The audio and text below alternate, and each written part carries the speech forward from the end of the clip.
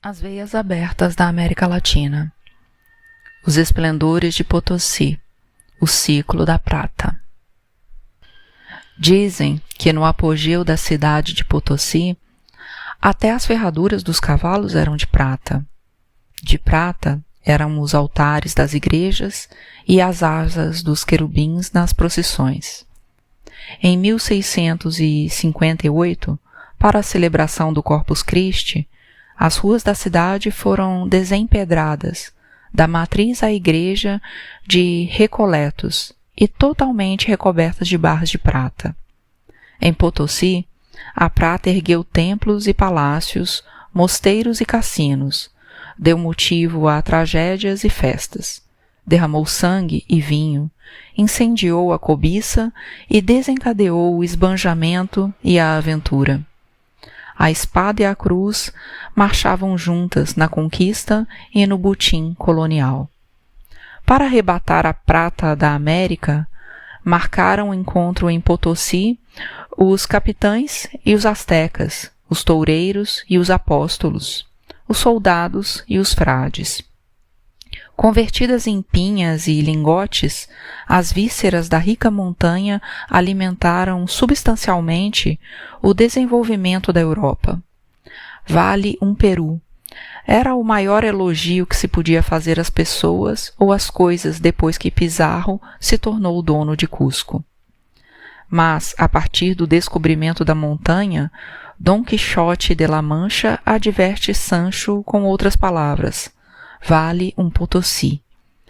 Veia jugular do vice-reinado, manancial de prata da América, Potosí possuía 120.000 habitantes, segundo o censo de 1573.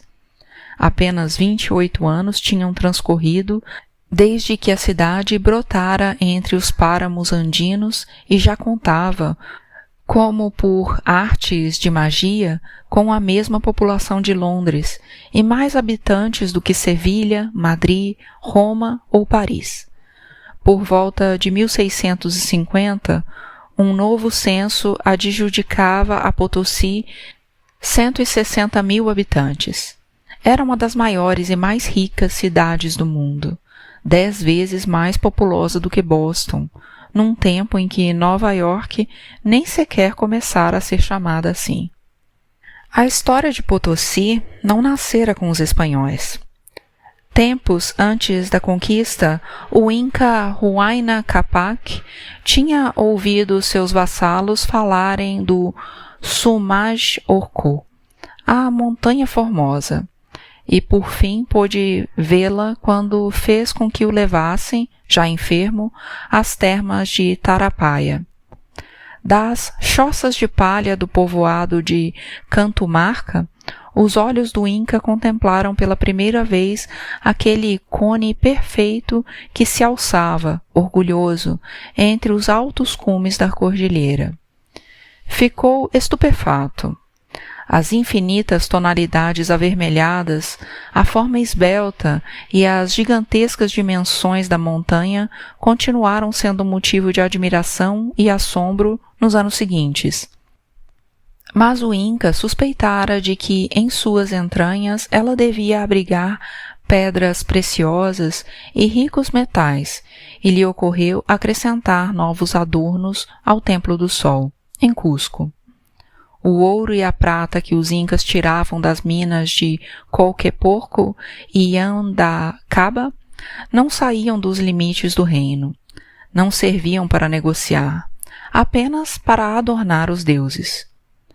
Tão logo os primeiros indígenas começaram a escavar nos filões de prata da Montanha Formosa, uma voz cavernosa os derrubou. Era uma voz forte como o trovão, que saía das profundezas daquele esconso e dizia em Quixuia: não é para vocês. Deus reserva essas riquezas para os que vêm de longe. Os índios fugiram, espavoridos, e o Inca abandonou a montanha. Antes mudou seu nome. A montanha passou a chamar-se Potosí, que significa troveja, rebenta e explode. Os que vêm de longe não demoraram a aparecer. Abriam caminho os capitães da conquista. Huayna Capac já não vivia quando chegaram. Em 1545, o índio Hualpa seguia as pegadas de uma lhama fugida e foi obrigado a passar a noite na montanha. Para não morrer de frio, fez fogo. A fogueira iluminou a pedra branca e brilhante. Era prata pura.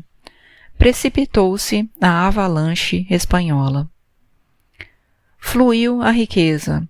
O imperador Carlos V deu imediatos sinais de gratidão, outorgando a Potosí o título de Vila Imperial e um escudo de armas com esta inscrição: Sou o rico Potosí, do mundo sou o tesouro, sou o rei das montanhas e a inveja dos reis. Apenas 11 anos depois do achado de Hualpa, já a recém-nascida Vila Imperial celebrava a coroação de Felipe II, com festas que duraram 24 dias e custaram 8 milhões de pesos fortes. Choviam os caçadores de tesouros na inóspita paisagem. A montanha, com quase 5.000 metros de altura, era o mais poderoso imã, mas a seus pés a vida era dura, inclemente. Pagava-se o frio como se um imposto fosse, e num abrir e fechar de olhos, uma sociedade rica e desordenada brotou em Potosí, junto com a prata.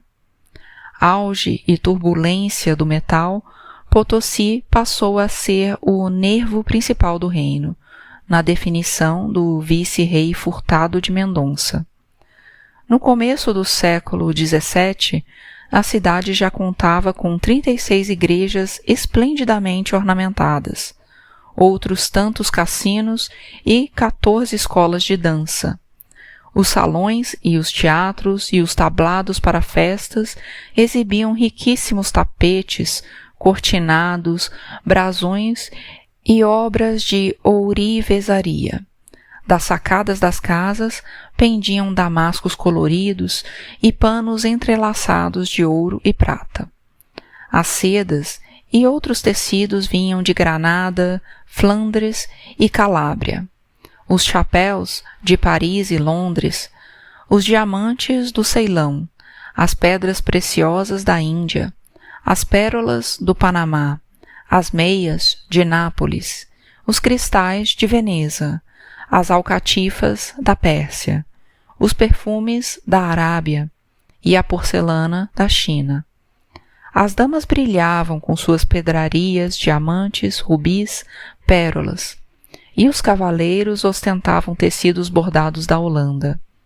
As touradas seguiam-se jogos de adivinhação e nunca faltavam duelos de estilo medieval, disputas de amor e orgulho, os elmos de ferro incrustados de esmeraldas e vistosas plumas, selas e estribos com filigranas de ouro, espadas de Toledo e potros chilenos luxuosamente azaejados.